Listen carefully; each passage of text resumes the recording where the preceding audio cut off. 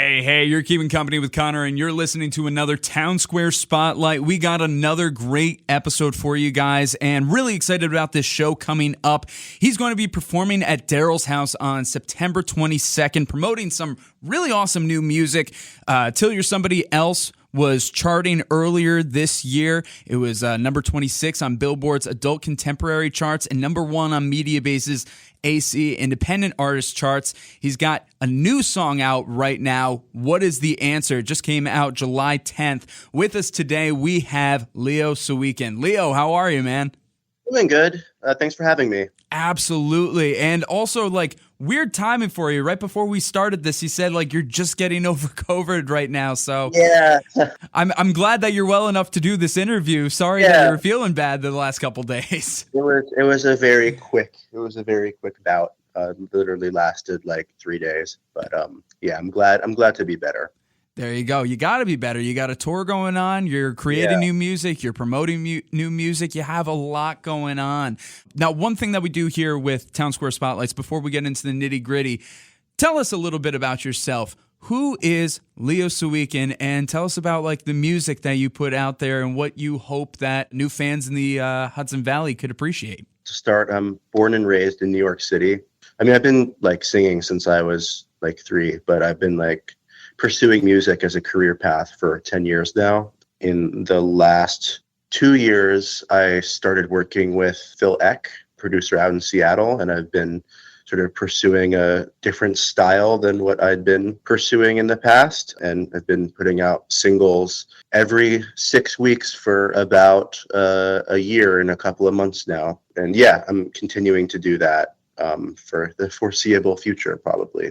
Oh, that's awesome. What's that like to have that kind of consistency? What was it that you decided is I'm going to do this every 6 weeks? What was that idea? I mean, it's to help with the Spotify algorithms more than anything. I think it's very important for Spotify to see that you're consistently releasing, and it just sort of it keeps you in release radar. And it's just, it appeases the algorithm gods. And since I've been doing that, I've been having a good amount of growth in my Spotify after years of not really a lot of activity at all. That's been the main reason for that. It's also, it's nice to have something new for the people who follow me every once in a while. I think it helps keep everyone engaged. And it keeps everyone it keeps me in people's minds, I guess. There you go. Absolutely. Hey, you're doing pretty well. The last time I checked, you got a few 100,000 listeners, so that's pretty decent. So kudos to you on that, and I would love to see more growth from you.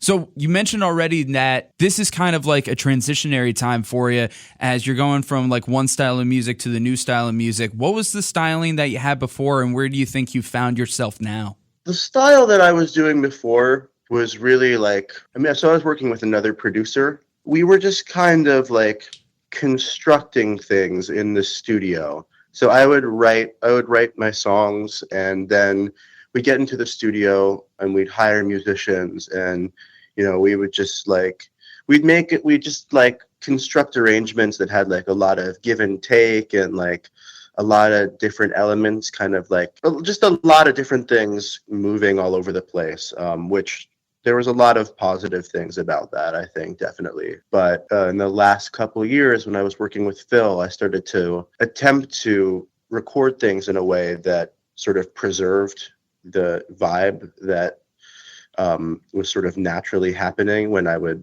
just play the songs on my guitar.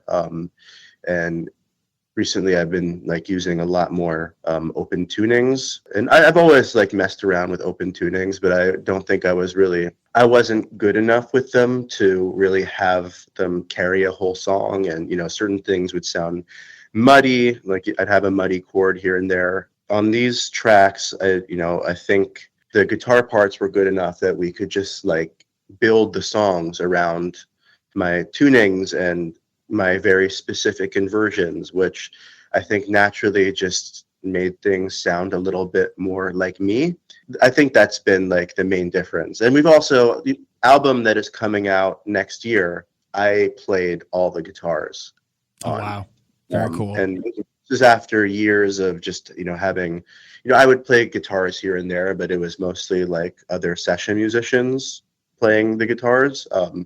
Working with Phil, I got a sense of how to do things in a little bit more of a DIY way. The result was just, like more of my personality and more of like my unique style shining through on things. That's awesome. So were the songs Till You're Somebody Else and What Is the Answer part of that production with Phil Eckman? Yeah, absolutely. Fantastic. Till You're Somebody Else was probably, it's funny that they came out back to back, because Till You're Somebody Else was like probably one of the first songs that I wrote like that, and like one of the first that I, realized had to be produced in that way. And What Is the Answer is kind of like the more, like one of the more recent ones. I think that was the most recent song I wrote on the album that's coming out in New Year. But yeah, they're both like that. Terrific. Let's get into the music, get into the nitty gritty. Again, Till You're Somebody Else, that peaked at number 26 on Billboard Adult Contemporary charts, number 1 on Mediabase's Adult Contemporary Independent Artist charts. Song's doing very well for you, and I'm really happy to hear it. The song sounds great. Tell us, it was, as you said, it was the first of this new style of recording, but what was this song like for you to write, and is there a story behind it you would like to share?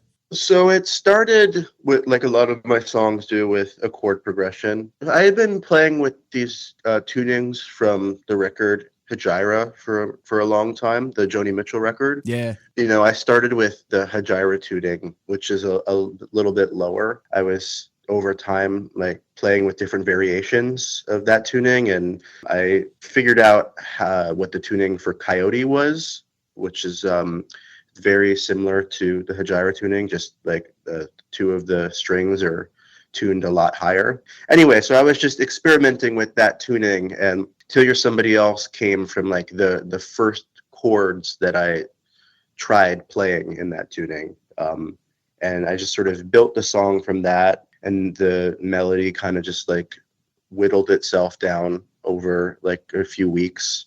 I was playing it live for about a year before I went in to record it. But yeah, that one, a lot of the time I'll sit on songs for a while before I write lyrics. And that one came together very quickly. Oh, did it? Yeah, I'd say I wrote lyrics for that one within a month of writing the music, which is very, very fast for me. Cool thing about that song is that the recording was very similar to the way the song had been written, and it, not too much changed. And I felt like the original idea was preserved very well. Oh, that's great. Yeah, I love it when you're able to still get that raw essence of the song and it still feels unique and authentic to you. And that's great. Till You're Somebody Else was the first song, one of the first songs in this process, as you said. And What Is the Answer was one of the latest in this process. So tell us, by the time you've gotten to What Is the Answer, how much have you learned, and what in this process kind of worked its way into creating What Is the Answer? I mean, with What Is the Answer is written in what I think is my own tuning. It's similar to the Hejira tunings, but it's a couple of the strings are just slightly different. But what that allowed me to do was use all the same like fingerings that I was familiar with, and just kind of waltz into it. So I wrote that sort of with having more experience with these tunings and the fingerings. And from a studio perspective, I recorded this after working with Phil 2 times already, so I just sort of knew what the process was like more. I knew what needed to be prepared ahead of time.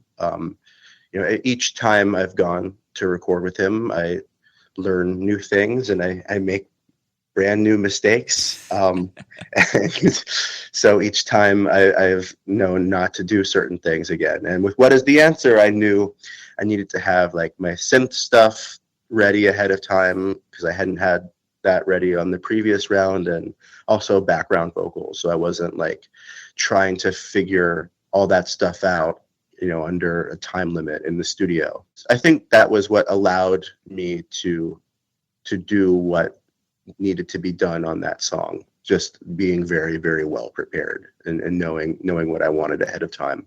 But other than that, I'd say it was pretty much just having the experience that made that one doable. Oh, that's terrific. And you said before we officially got on the mic, you just finished recording 4 new songs with Phil, just right before this. So when can we expect to hear those songs? Will we be hearing any of them at the performance at Daryl's house? Oh yeah, for sure. I've been playing those for a little while now. My live set always is way ahead of where my recorded music is. I'm probably not going to release these songs for a very long time, maybe not for like a year, just because the album is coming out in January, and then I imagine that the first of these songs will come out in like April of 2025 or something like that. But I'll definitely be playing them at the Daryl's house show. That's awesome. I think that's just one thing that fans need to understand. If you're not in the business, it takes a while to get the songs and albums together, not just like fully produced, but to be able to really promote them well as well. You can have a song for years, but then 2-3 years later, it's out to the public. It's brand new to all of them. And you're like, oh, what's the new song I'm writing now? That's so old to me at this point, but it's still fresh. That's awesome. Really happy that we're going to get to hear it at Daryl's house. Want to talk about that a little bit more. September 22nd, you're going to be playing there in its entirety. What can fans and new listeners expect out of that show? Are you excited about it? You said you're from the city. Have you had much experience here in the Hudson Valley or at Daryl's house before? I've never been to Daryl's house. I'm very excited to play there just because of, I love Daryl Hall. There was some like great podcast at Daryl's house at one point, right? Yeah, live from Daryl's house, yeah. Yeah. So very excited to sort of be in that space. I actually went to school in the Hudson Valley. Did you? Not, I was at Bard, so not exactly where you guys are. Oh, yeah, just a little farther north. Yeah, absolutely. Yeah. But before that, my aunt had a house in Rhinebeck, so I would go up there all the time. It's beautiful. Oh, yeah. It's one of the nicest parts of the country, in my opinion. So beautiful. Yeah, no, that's just like a half hour, 40 minutes away from us. So yeah, absolutely. Yeah, I love it there. I'm super excited to play Daryl's house. Sweet. So what would you say would be kind of the ratio, the mix of new stuff versus old stuff, things that will be new to fans of yours and stuff that will be more familiar to fans of yours? I'd say probably 50-50. Sweet. I'll probably do 3 of the songs that people know and 3 of these new songs. And each night it will probably be a little different. But I'll probably be like rotating which of the new songs I'm doing. Oh, that's sweet. Have a little variety for everybody, changing it up. That's awesome.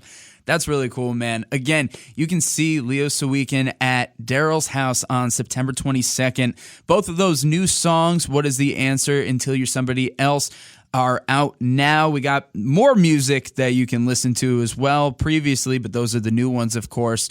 Leo, for anybody who is new to your music and wants to hear more, where can they go and find you?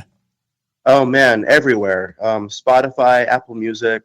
Follow me on Instagram. I'm always posting little reels of me lip syncing to the songs as one does, and covers every now and then. So yeah, everywhere. Oh, that's so sweet. And yeah, I feel you on the whole lip syncing thing. That tis the way of social media these days, I guess. But that's really cool. Leo, before we wrap things up, do you have any last little nugget that you want to leave the Hudson Valley listening audience with? Just, stay tuned for my next single. It's coming out in September. And then, there's going to be a lot more stuff on the way. Terrific. That single in September, is that going to be right before or right after the Daryl's house show? That will be, it should be right before, actually. Right before. I believe it's coming out on, I think it's September 10th. Okay. Terrific. Hey, we'll be on the lookout for it. Yeah, sometime around then. Yeah. Fantastic. Hey, Leo, thank you so much for spending some time here on this Town Square Spotlight. Hope that it sounds like you're feeling better. You're sounding good. So I hope that you'll be in good health by the time September rolls around. And again, just really excited about all this. Thank you so much. Thank you so much for having me, Connor. Really appreciate it. Absolutely.